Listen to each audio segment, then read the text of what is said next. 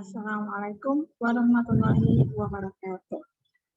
Salam sehat, sehat Indonesia.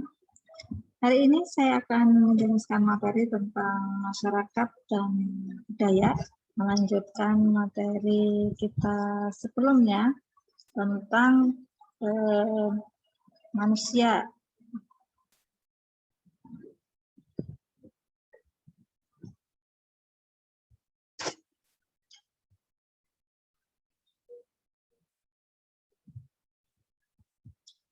Apa definisi tentang masyarakat? Jadi untuk pertemuan ini saya akan jelaskan terlebih dahulu tentang konsep masyarakat. Jadi masyarakat ini dia adalah kesatuan hidup dari makhluk manusia yang dia terikat oleh sistem adat istiadat tertentu. Ini menurut Buncaran Ningrat. Sementara kalau Gilin and Gilin menyampaikan bahwa masyarakat ini dia adalah kelompok manusia yang terbesar yang mempunyai kebiasaan, kemudian mereka juga mempunyai sikap, mempunyai tradisi-tradisi, dan juga perasaan persatuan yang sama antara satu dengan yang lainnya. Kemudian apa definisi masyarakat yang lainnya? Bahwa masyarakat ini dia merupakan sekumpulan manusia yang saling bergaul atau berinteraksi, yang ini harus mempunyai satu ikatan yang khusus. Apa ikatan khusus tadi? Yaitu pola tingkah laku yang khas mengenai semua faktor kehidupannya dalam batas kesatuan itu, yang pola tersebut harus bersifat mantap dan kontinu. Jadi ada interaksi gitu ya, karena mereka saling bergaul satu dengan yang lainnya sehingga ada satu ikatan. Apa kemudian ciri-ciri dari masyarakat? Jadi sekumpulan orang tadi disebut masyarakat jika ada sejumlah orang. Jadi bukan hanya satu atau dua, tetapi lebih dari dua gitu ya, orang yang dia berkumpul. Kemudian setelah mereka berkumpul, mereka tinggal dalam satu daerah tertentu. Jadi berada di satu tempat tertentu secara bersama-sama. Kemudian ciri yang berikutnya, mereka mengadakan hubungan antara satu dengan yang lain, yang hubungan ini saling teratur, ya. Jadi berinteraksi ya, berhubungan atau berinteraksi satu dengan yang lainnya. Kemarin ketika kita bahas tentang manusia, bahwa manusia makhluk sosial, dia tidak bisa hidup sendiri. Nah, disinilah wujud bahwa manusia itu sebagai makhluk sosial. Maka kemudian ciri masyarakat yang ketiga, mereka saling berhubungan satu dengan yang lainnya. Kemudian membentuk sistem hubungan antar manusia. Hubungan tadi yang ada antara satu dengan yang lainnya, ini kemudian dibentuk sebuah sistem, gitu ya. Sehingga kemudian masyarakat itu punya sistem sendiri.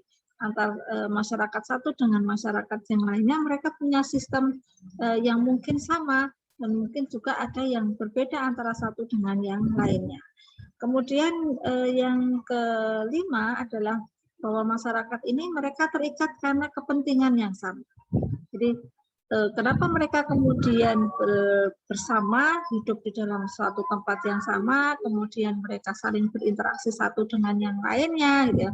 Kemudian membentuk interaksi di dalam sebuah sistem hubungan antara satu dengan yang lainnya, yang kemudian memang mereka ini saling terikat, ya. Terikat karena apa? Karena memang mereka punya kepentingan yang sama, yaitu ingin hidup bersama, saling membantu satu dengan yang lainnya. Kemudian ciri berikutnya, ketika mereka sudah saling membantu karena memiliki tujuan yang sama, maka kemudian tujuan bersama dan mereka kemudian bekerja sama. Jadi mereka kemudian punya satu tujuan, gitu ya.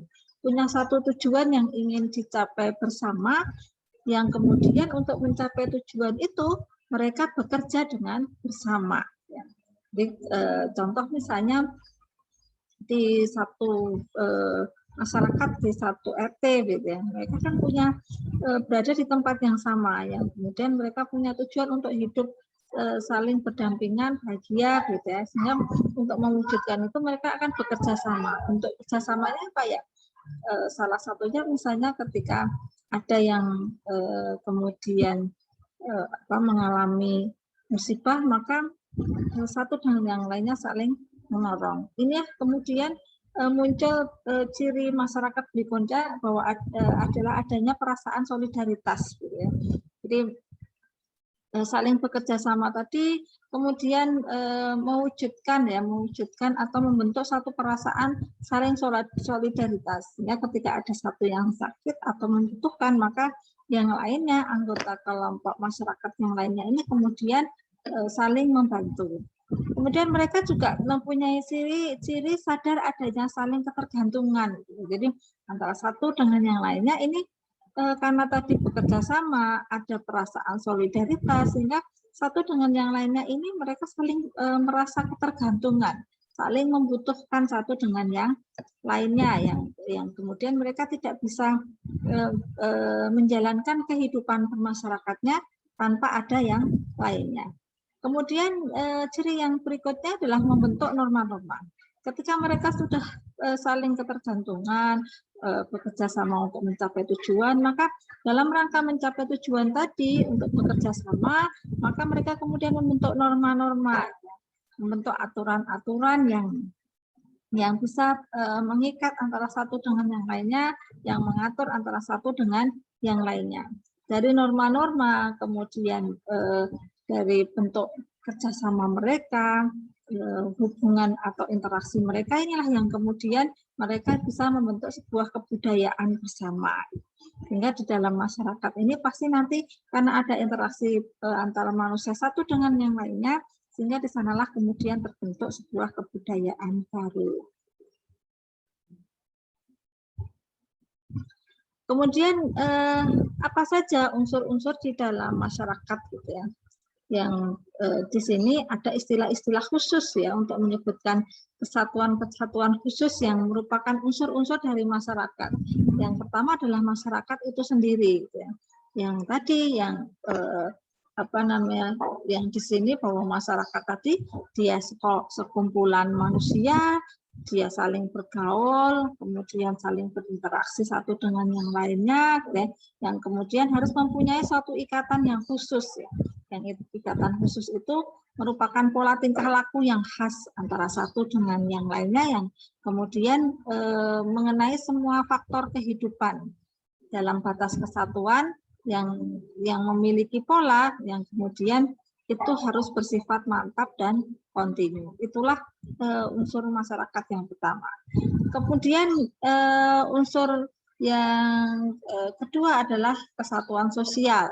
Nah, kesatuan sosial ini adalah bentuk dan susunan dari kesatuan-kesatuan individu yang mereka saling berinteraksi dalam kehidupan masyarakat, sehingga di dalam kesatuan sosial ini akan meliputi beberapa, ada yang disebut sebagai kerumunan, golongan, dan juga kelompok. Jadi itu yang kemudian disebut sebagai kesatuan sosial, ya, merupakan salah satu unsur gitu ya di dalam masyarakat itu sendiri. Kemudian selain mereka terbentuk dari pola gitu ya, bahwa di sini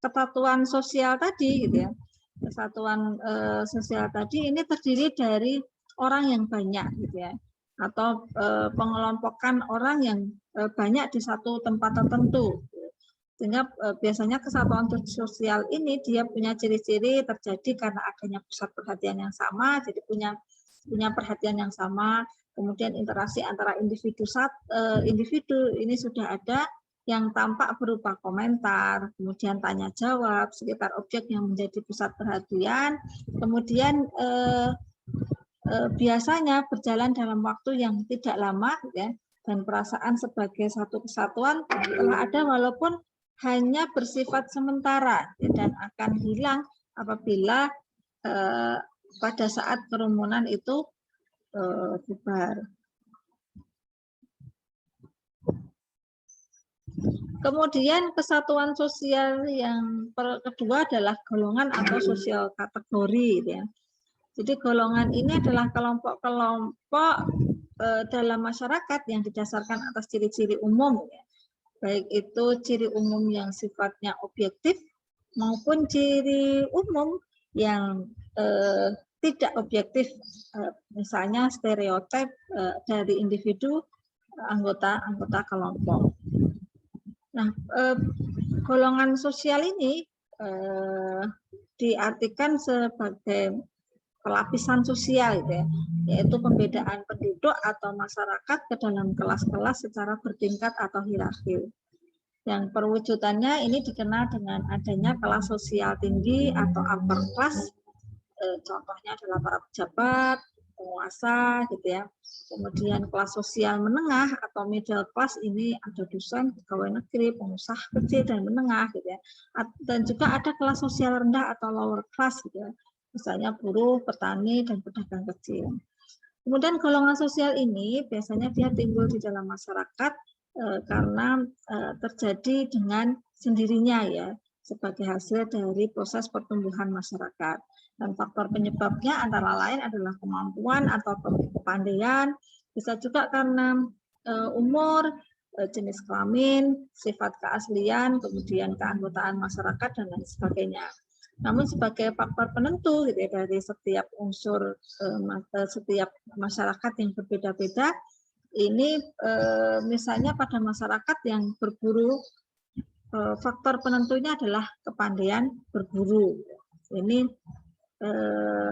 sebagai contoh dari golongan sosial.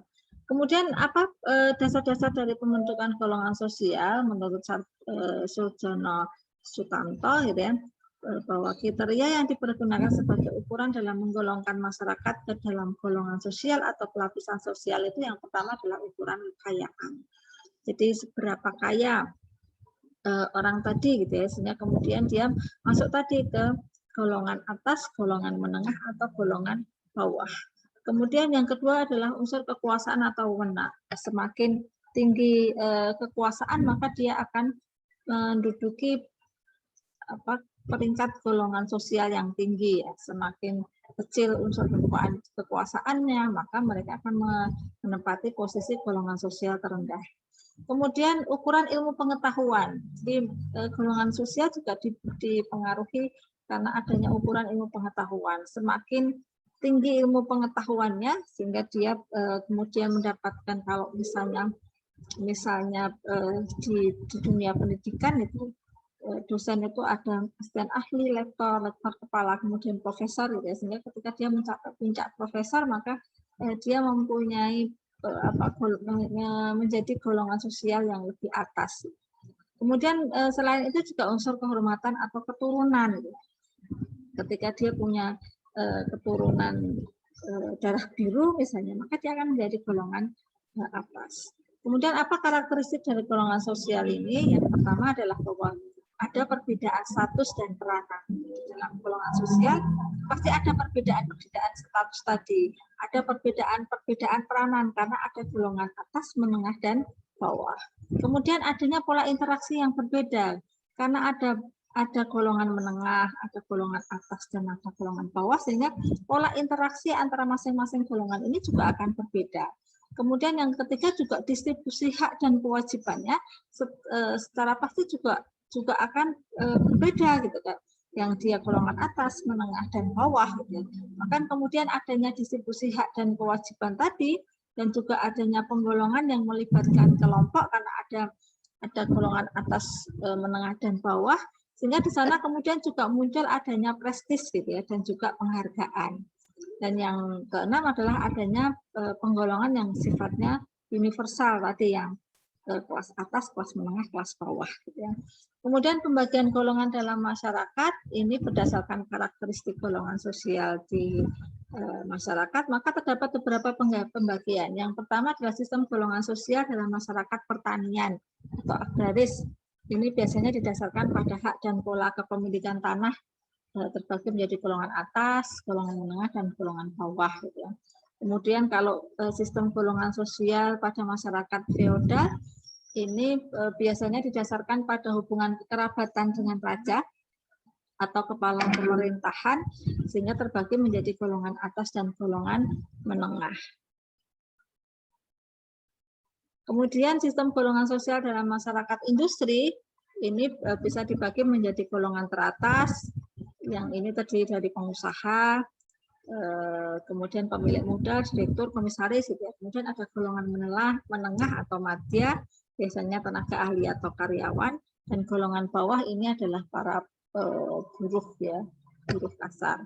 Kemudian sifat dari sistem penggolongan sosial ini, yang pertama dari adanya sistem lapisan tertutup, gitu ya, di mana sistem yang tidak memungkinkan seseorang itu pindah ke golongan atau lapisan sosial yang lainnya. Kemudian yang kedua, sistem lapisan terbuka, ini sistem yang memungkinkan seseorang itu pindah atau naik ke golongan sosial atasnya. Dan ada sistem campuran, gitu ya, yang sistem kombinasi antara terbuka dan tertutup. Fungsinya, golongan sosial ini nanti dia punya fungsi yang pertama, distribusi hak istimewa yang objektif seperti penghasilan, kekayaan, gitu ya. Kemudian ada sistem pertanggaan pada strata atau tingkat yang diciptakan masyarakat, menyangkut di dalamnya adalah prestis dan juga penghargaan.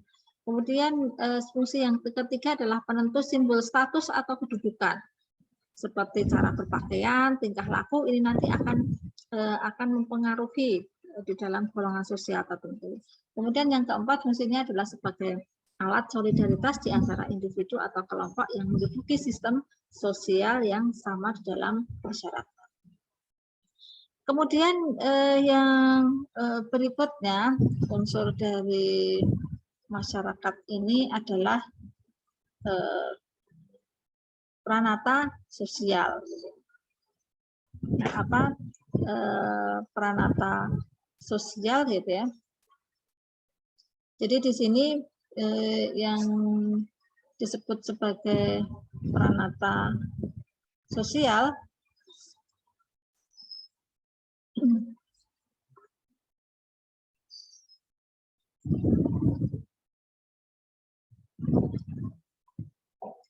adalah wujud dari berbagai respon, gitu ya, yang diformulasikan dan juga disistematiskan dari segala kebutuhan hidup.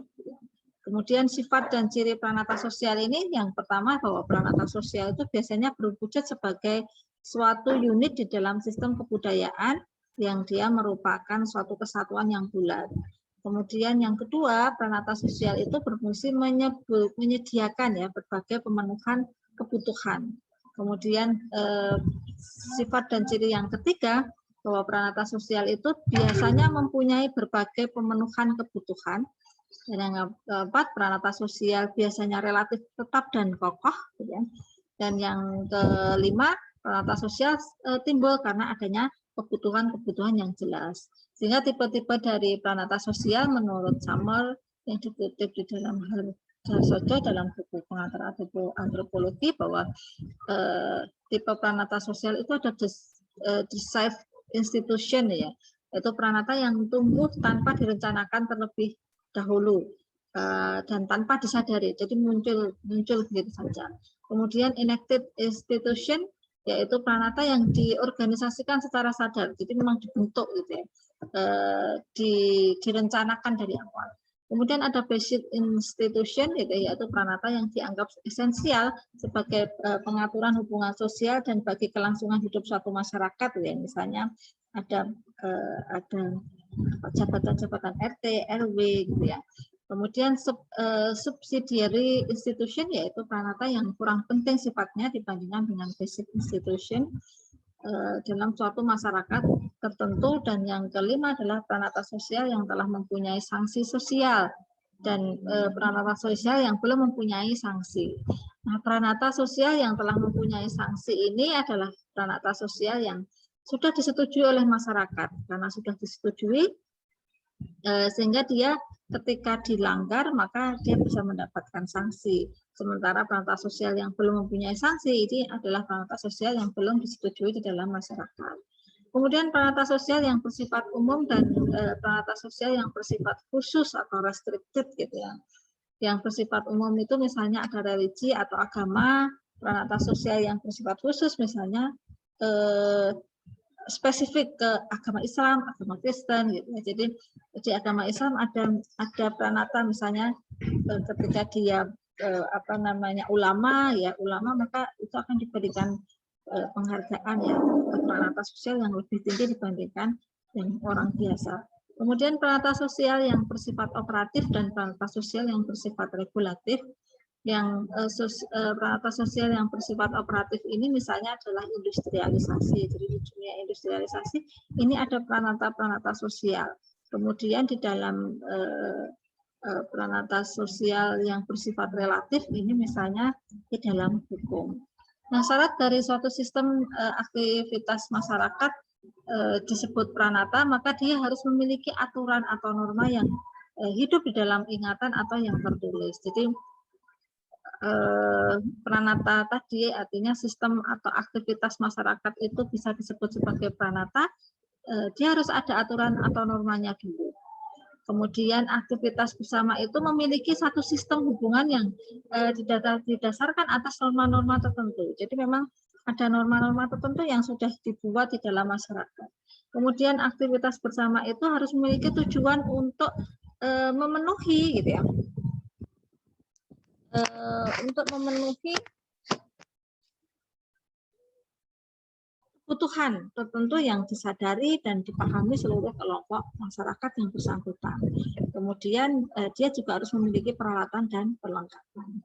Apa macamnya gitu ya. Jadi macamnya ini ada domestic institution yaitu peranata sosial yang tujuannya adalah untuk memenuhi kebutuhan kehidupan kekerabatan. Misalnya ada perkawinan, pengasuhan anak, gitu ya, pertunangan, dan lain sebagainya.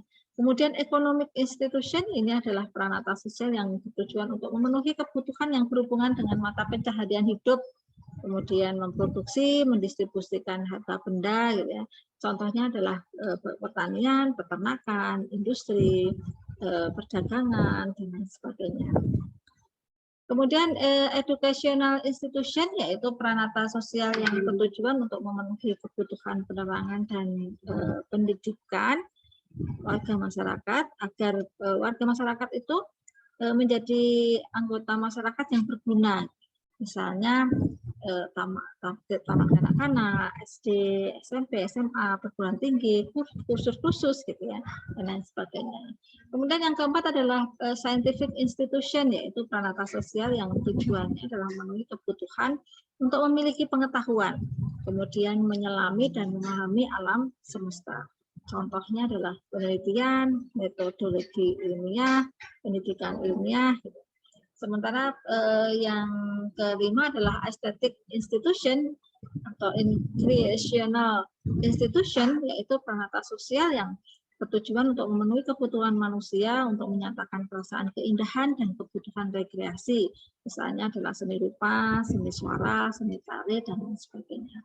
Kemudian yang keenam adalah religious institution, yaitu peranata sosial yang bertujuan untuk memenuhi kebutuhan manusia, yang tujuannya dengan Tuhan dan alam gaib gitu ya. Misalnya di sana ada upacara keagamaan, ada doa gitu dan lain sebagainya.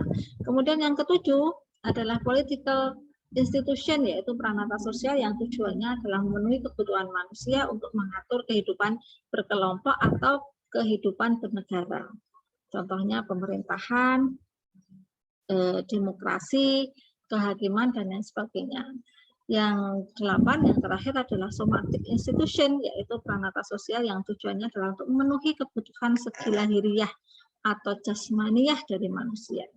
Contohnya pemeliharaan, kecantikan, kesehatan, kedokteran, dan lain sebagainya. Kemudian yang berikutnya, gitu ya, unsur-unsur di dalam masyarakat adalah kategori sosial. Nah, apa kategori sosial gitu ya.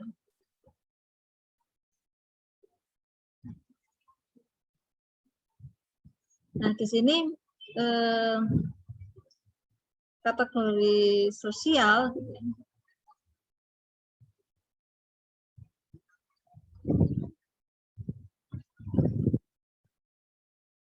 Dia adalah kesatuan manusia yang terwujudkan karena adanya suatu ciri atau suatu kompleks dari ciri-ciri objektif yang itu dapat dikenakan kepada manusia-manusia itu sendiri.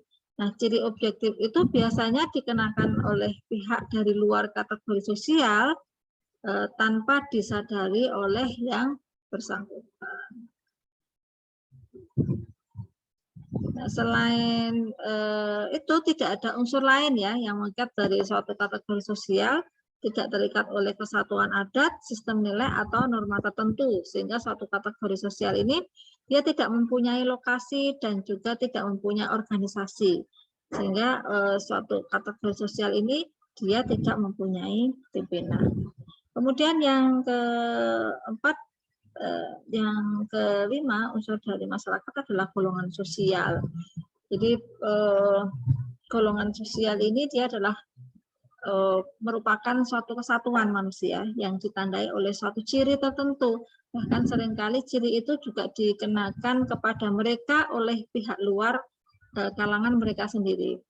Namun demikian, suatu kesatuan manusia yang kita sebut golongan sosial itu, dia mempunyai ikatan identitas sosial. Hal inilah yang kemudian menyebabkan disebabkan ya karena kesadaran identitas itu tumbuh sebagai respon atau reaksi terhadap caranya pihak luar memandang golongan sosial tadi.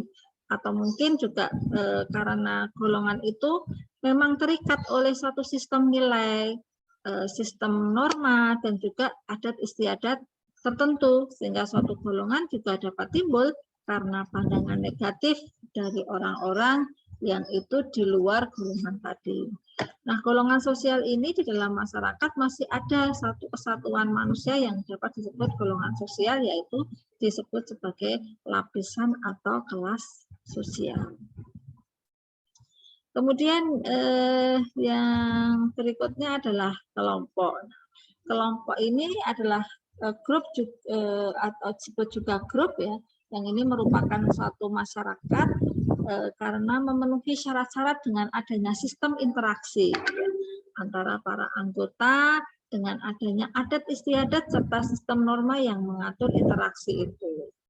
Sehingga dengan adanya kontinuitas serta dengan adanya rasa identitas yang mempersatukan semua anggota tadi ya, kelompok ini juga akan mempunyai ciri tambahan ya.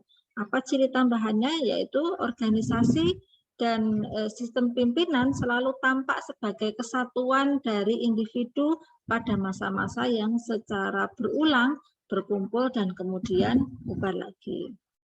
Yang terakhir adalah perkumpulan. Nah, perkumpulan ini dapat dijelaskan berdasarkan prinsip guna serta keperluannya atau fungsinya gitu ya. Jadi artinya mereka berkumpul itu fungsinya untuk apa? Mereka berkumpul ini gunanya untuk apa? Nah, berdasarkan fungsi tadi dan guna tadi, itulah yang kemudian masyarakat atau orang-orang tadi kemudian mereka melakukan atau membentuk sebuah perkumpulan. Itu beberapa unsur gitu ya, unsur di dalam masyarakat.